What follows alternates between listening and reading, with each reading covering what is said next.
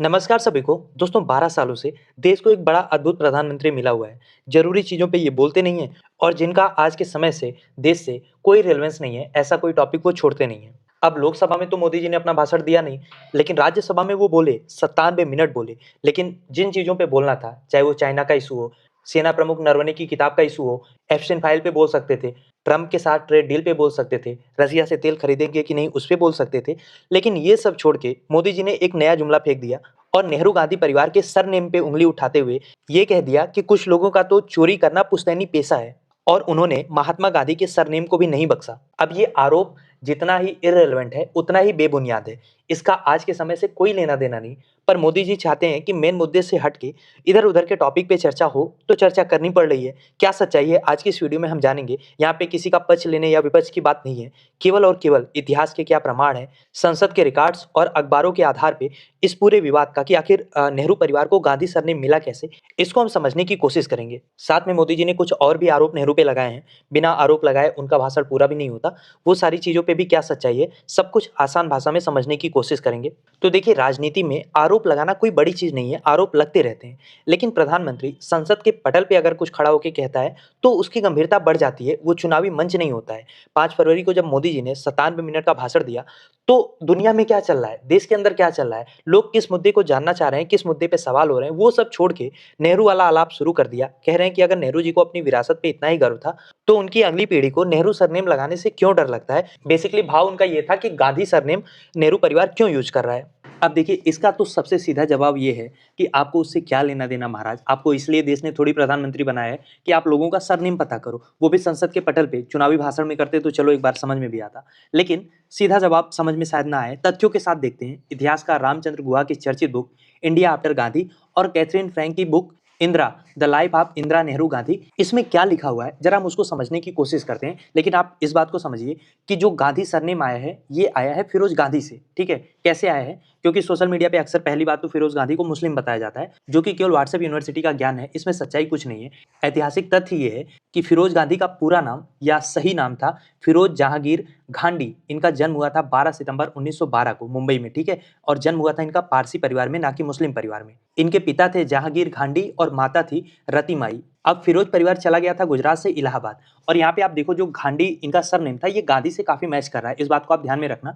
हालांकि जो उनका सरनेम था गांडी, ये बेसिकली पारसी में व्यापारियों का सरनेम होता था। ठीक है, अब हुआ ये कि स्वतंत्रता संग्राम के दौरान 1930 के दशक में फिरोज महात्मा गांधी के विचारों से इतने प्रभावित हुए थे कि उन्होंने अपनी नाम की स्पेलिंग को गांधी से बदल के गांधी कर लिया। और ये दरअसल महात्मा गांधी के प्रति सम्मान व्यक्त करने का उनका तरीका था। और उस दौर में केवल यही नहीं, कई सारे स्वतंत्रता सेनानियों ने इस नाम को अपनाया था। 1933 में जब फिरोज को ब्रिटिश सरकार ने गिरफ्तार किया तब भी अंग्रेजी अखबारों में उनका नाम फिरोज गांधी ही छपा था।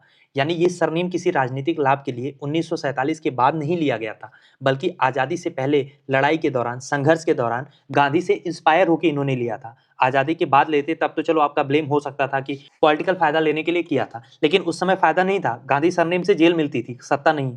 इसके बाद 26 मार्च 1942 को इंदिरा प्रियदर्शनी नेहरू और फिरोज गांधी का विवाह हो जाता है, और ये देश की सबसे बड़ी इंटरफेथ शादी थी उस समय। जवाहरलाल नेहरू, जो अपनी काश्मीरी पंडित जड़ों और प्रतिष्ठा को लेकर काफी सजग थे, शुरू में इस शादी के बहुत पक्ष में नहीं थे, लेकिन महात्मा गांधी ने खुद इसमें इंटरफियर किया था। महात्मा गांधी ने नेहरू को समझाया था कि फिरोज एक योग्य युवक है और उनका स्वतंत्रता संग्राम में योगदान भी बेमिसाल है। बापू ने न केवल इस विवाह को अपना आशीर्वाद दिया था, बल्कि फिरोज को यह अधिकार भी दिया था कि वो गर्व के साथ गांधी सरनेम यूज कर सकता है। और भारतीय परंपरा के अनुसार विवाह के बाद लड़की जो होती है वो अपने पति का सरनेम यूज करती है। इसीलिए इंदिरा प्रियदर्शनी नेहरू इंदिरा गांधी कहलाई। और आज के समय में जो अपना वर्तमान छिपाने के लिए बस बार बार पीछे नेहरू की ओर भाग रहे हैं, उनको ये भी बात समझना चाहिए, जो कह रहे हैं कि ये एक पॉलिटिकल स्टार्टअप का फेलियर था।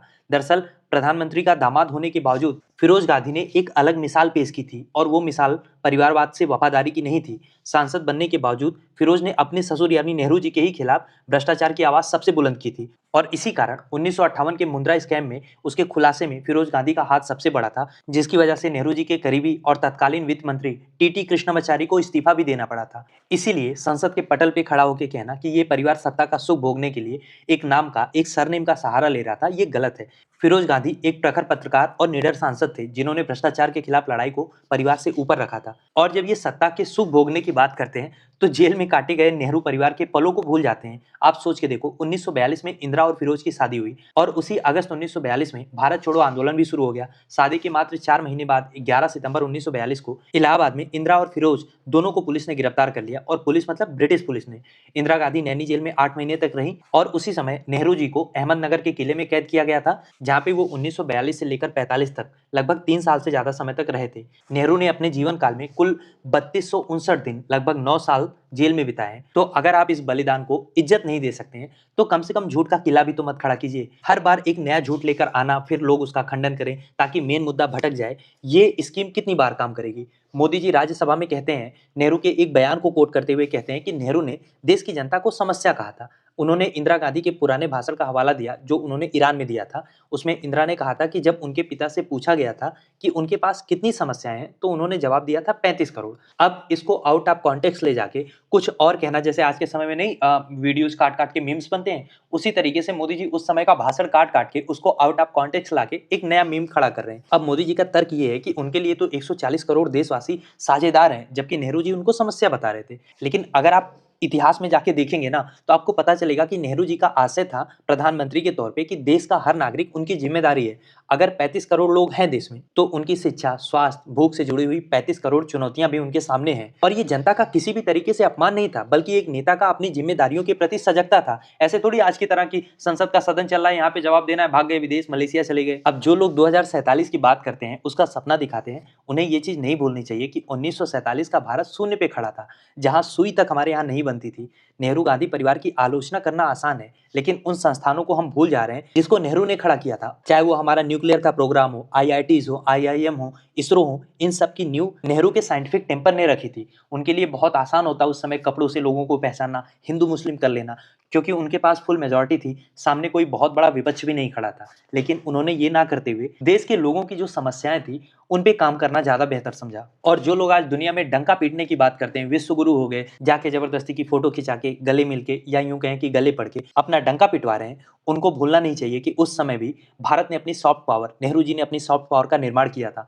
नॉन अलाइनमेंट मूवमेंट उसी का एग्जाम्पल है कि भारत ने अमेरिका और सोवियत संघ के बीच में अपनी एक इंडिपेंडेंट पहचान बनाई थी। आज जब भारत ग्लोबल साउथ का नेतृत्व करता है ना, तो उसकी जड़ें उसी स्वतंत्र विदेश नीति से आती है जिसकी शुरुआत नेहरू जी ने की थी। देखिए, मेरा सारा पॉइंट ये है कि ऐसा नहीं है कि नेहरू परिवार से कोई गलती ही नहीं हुई या उसको क्रिटिसाइज नहीं करना चाहिए, बिल्कुल करना चाहिए, लेकिन उसको एक एलिबाई नहीं बना लेना चाहिए अपनी गलतियां छिपाने के लिए। जब जब आपको जवाब देना है, आप उसका बहाना लेके, उसका प्रीटेक्स्ट लेके आप किसी और ही दिशा में देश को ले जाने की सोच रहे हो, और आप ये कब तक कर पाओगे। सवाल का जवाब इतिहास को विकृत करके नहीं खोजना चाहिए, क्योंकि इतिहास आपका भी हिसाब करेगा। जैसे आज हम कहते हैं नेहरू ने आईआईटी बनाया, आईआईएम बनाया, साइंटिफिक टेम्पर देश में डेवलप किया, भाखड़ा नांगल डैम बनाया, नॉन अलाइनमेंट मूवमेंट खड़ा किया।